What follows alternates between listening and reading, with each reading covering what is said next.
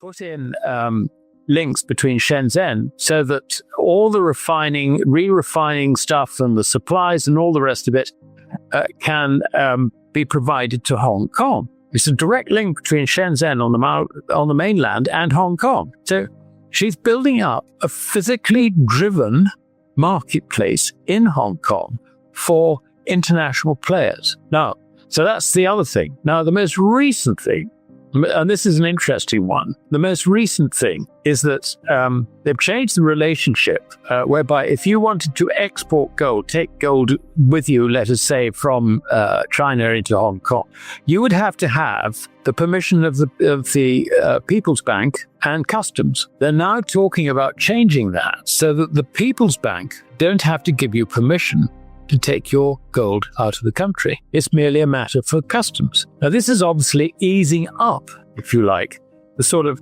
Hotel California bit of gold can go into China but never leave. This is now beginning to be changed. Now, this is very important because if you are going to have a major international gold center, probably the major international gold center based in Hong Kong, then obviously it does make sense that people on the mainland can take their gold, if you like, in limited quantities, freely across the borders. So they're freeing up the system, if you like, to provide more physical liquidity for the Hong Kong market. The thing that's fascinating about this is that it is absolutely clear there is a huge difference between our paper markets, LBMA and COMEX, which are basically just paper. They are markets for bankers, basically, and investors who are content to hold paper rather than physical. On the one hand, compare that with China,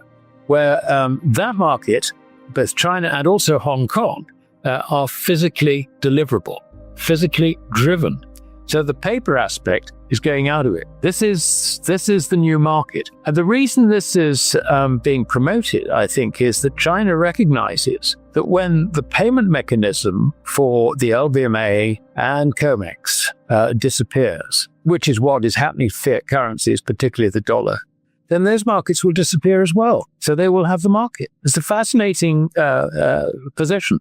The other thing the reason this really matters is that China has accumulated huge quantities of gold. In the article which you referred to, I think I concluded that there's roughly could be something like between 30 and 40,000 tons actually held by the state. The people have also got another 28,000 tons, something like that. And also there's investment gold, which is in the Shanghai Gold Exchange, and so on and so forth. Further figure, I don't know, 5,000 tons, whatever it might be. So there are huge quantities of gold. Now, given that there are now SGE vaulting facilities in Hong Kong and also in Saudi Arabia, and there's talk of vaulting facilities being opened elsewhere, like Malaysia, for example, I don't know, possibly Indonesia. Sorry, I just shut the door. Wind's blowing it. There was even talk in Dubai. Obviously, that's maybe a sort of slightly difficult situation. And apparently, there was even talk of them opening a vault in Zurich. Now, the reason for this is, and basically, the way these vaults work is quite simple.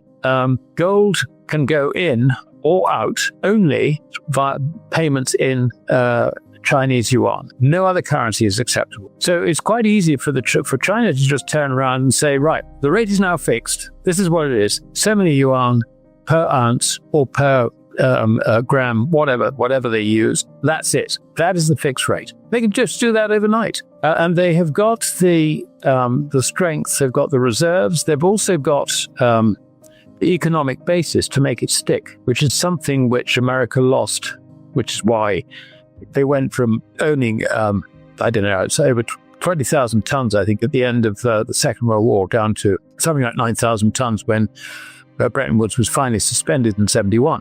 So China, I think, she can do that tomorrow. And but the problem is that she doesn't want to be blamed for undermining the fiat currency system, because the moment she does that, all the fiat currencies will be toast.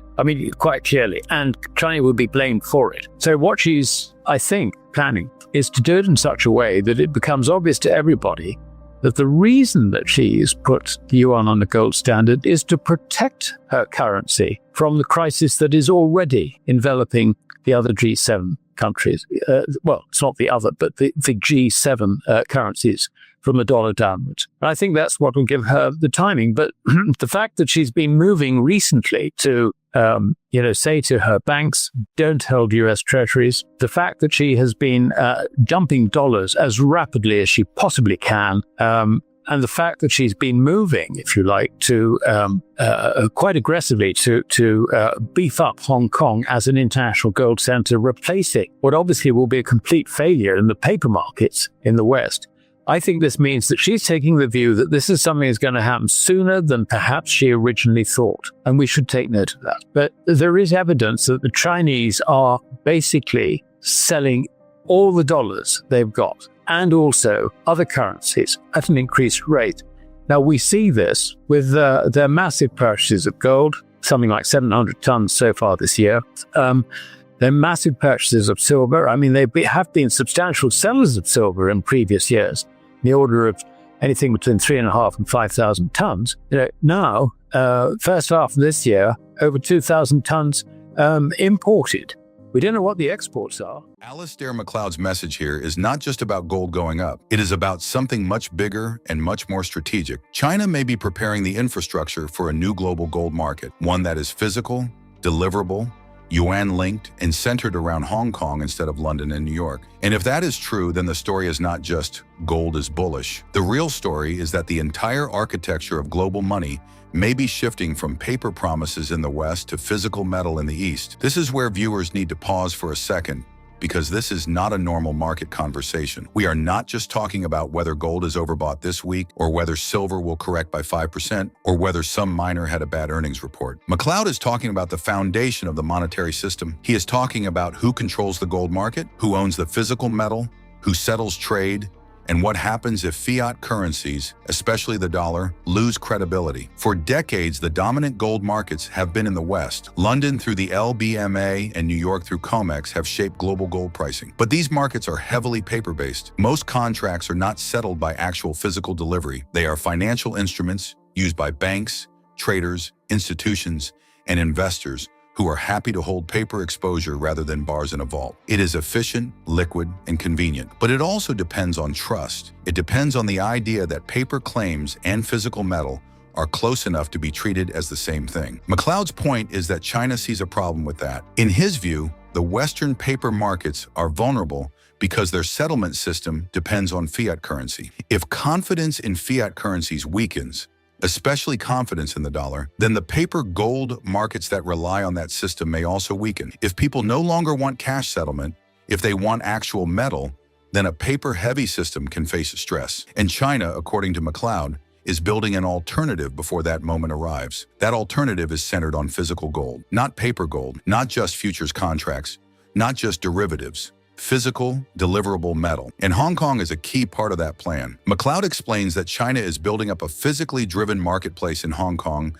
for international players. This matters because Hong Kong can act as a bridge between mainland China and global finance. It has international familiarity, legal and financial infrastructure, and now potentially a deeper physical gold role. One important detail he mentions is the connection between Shenzhen and Hong Kong. Shenzhen is on the mainland, right next to Hong Kong. By strengthening links between Shenzhen and Hong Kong, China can support refining, re-refining, logistics, supply chains, and the movement of gold into a more international marketplace. In simple terms, China is not just saying, we want a gold market. It is building the plumbing for one. And in finance, plumbing matters more than speeches. Think of it like this. If you want to become a global gold hub, you need more than a shiny building and a logo. You need vaults. You need refiners. You need transport links. You need customs rules. You need delivery systems. You need trusted settlement. You need international participants to believe they can bring gold in, take gold out, and trade without being trapped. That is why the Shenzhen-Hong Kong link matters. It helps create the physical supply chain behind the market. And then Macleod points to an even more important change. China may be easing the rules around taking gold from mainland China into Hong Kong. Previously, if someone wanted to export gold from China into Hong Kong, they needed permission from both the People's Bank of China and Customs. But now, according to the discussion,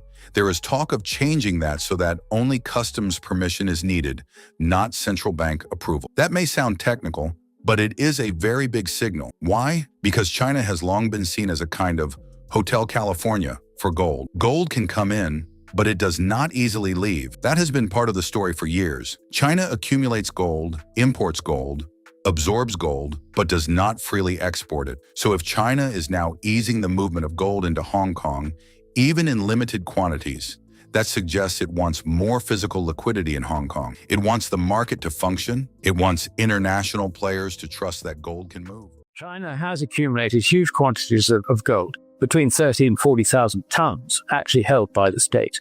The people have also got another 28,000 tons. Some reason that she's put the yuan on the gold standard is to protect her currency from the crisis that is already enveloping the other G7 countries. They're hanging on to things like fertilizers in sulfuric acid, all these sort of things which they've been happily exporting in the past. They're not exporting anymore. Now, we can all find reasons for each individual one, but what it all boils down to is China is a massive seller of dollars. Why? Because she thinks the dollar is going to collapse. She knows what's going on in the Gulf. She understands that game completely. I mean, she's in there behind the scenes, let's face it. There is a huge difference between our paper markets, LBMA and COMEX, which are basically just paper. Compare that with China. Also Hong Kong are physically deliverable. China recognizes that when the payment mechanism, you've got the first sign, if you like, of a crack-up boom with the People's Bank of China deciding we're not going to wait for everybody else to realize that the dollar is going to zero. It's not just gold and silver, copper as well. She's been a major importer of copper ores, and that's been the source of most of her silver, indeed, because something that I think 56% of silver comes from copper ore and also zinc ore. So, you put those two things together. Also, if you include gold and lead, I mean, something like 72%, I think is the figure, of silver, mined silver, comes as a byproduct of these metals, not silver mines. Silver mines are just a small part of the whole thing. But she's been accumulating silver for a very, very long time, and it's allowed her to suppress the price until now. And there's a change of policy, and this change of policy came along, I think, with tightening policies on rare earth exports. And I think probably the thing that really did it was when America turned around and said, this is a critical mineral, we've got to accumulate silver for strategic purposes, whatever, feed to secure our defense industry supplies, whatever. Anyway, China wasn't going to do that. She wasn't going to supply it. And that is why, to all intents and purposes, she seems to have virtually stopped exporting silver and is now importing massive quantities. I mean, in the first 4 or 5 months of this year, she imported the same amount of silver as she exported in the previous 6 years. I mean, all in one go and in half a year. I mean, this is quite extraordinary. Big turnaround. And the common factor is, you can look at the individual sort of commodities, whatever, but, the common factor is the payment mechanism, if you like. And she's paying for these in dollars, getting rid of dollars. What she's doing is she's dumping dollars. And this actually is the earliest sign of a crack-up boom in these fiat currencies, in the dollar. We all follow that a lot later. We all eventually realize that it's not prices going up, but our currency going down. Now, the deeper part of Alasdair Macleod's message is that China may not simply be buying gold as an investment. China may be building the operating system for a future monetary order where physical gold matters more than paper promises, and where the yuan becomes more important because it is connected to real metal, real vaults, and real trade settlement. That is the part that makes this so serious. A normal investor buys gold because they think the price will rise. A central bank buys gold because it wants reserve protection. But a major power builds vaults, links markets, changes export rules, and creates settlement channels because it is thinking about system design. China is not just stacking metal in the background. According to Macleod's argument, it is preparing the marketplace through which that metal can become useful internationally. And this is why Hong Kong matters so much. Hong Kong is not just another city. It sits between mainland China and global finance. It has experience with international capital, commercial law, logistics, banking, and trading. If China wants a gold market that international players can trust, Hong Kong is the natural bridge. Mainland China provides the scale, the refining capacity, the gold accumulation, and the political direction. Hong Kong provides the global-facing window. The direct link between Shenzhen and Hong Kong is part of that strategy. Shenzhen is one of China's great manufacturing and technology centers, but geographically and economically, it also sits right next to Hong Kong. By linking Shenzhen with Hong Kong for refining, re-refining, supply, and physical gold logistics, China is making sure the Hong Kong marketplace is not just a financial concept. It is physically supplied. It can handle metal, it can move metal, it can refine, store, and deliver metal. That is the difference between a real gold market and a paper casino with better suits. This matters because Western gold markets are still dominated by paper claims. The LBMA and COMEX are liquid and powerful, but they are largely built around contracts, settlement, clearing, and financial exposure. Most participants do not want the bar. They want price exposure. They want hedging. They want leverage. They want settlement in dollars. That works beautifully as long as everyone trusts the dollar, trusts the clearing system, and does not ask too many awkward questions about delivery. But if confidence changes, physical delivery becomes the center of the story. In a crisis, people do not ask, how many claims do I have? They ask, where's the metal? They do not want a promise, a receipt, or a derivative. They want the thing itself. And Macleod believes China understands that the future gold market will be driven more by physical credibility than paper liquidity. That is why the rule change around gold movement is so significant. If China eases the process for moving gold from the mainland into Hong Kong, requiring customs approval rather than direct people's bank permission, that is not a small bureaucratic adjustment. It is a signal that China wants Hong Kong to have more physical liquidity. It wants gold to move more freely into the market. It wants international participants to believe this is not a one-way trap. For years, China has been seen as a destination for gold, not a source. Gold goes in, but it rarely comes out. Macleod calls this the Hotel California problem. You can check in, but you can never leave. But if China wants Hong Kong to become a major international gold center,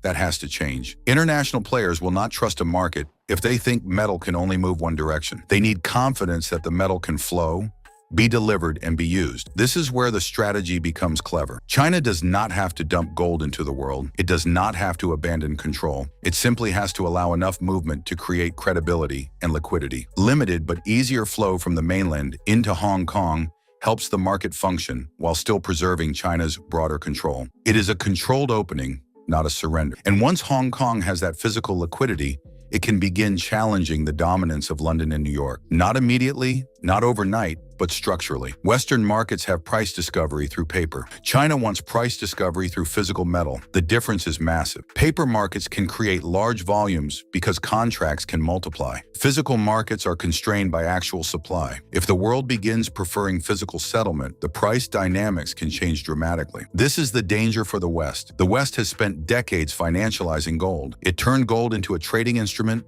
a derivative, an ETF exposure, a balance sheet item, a hedge, a product. China appears to be treating gold as strategic monetary infrastructure. Those are not the same. One side is trading gold. The other side may be preparing to use gold.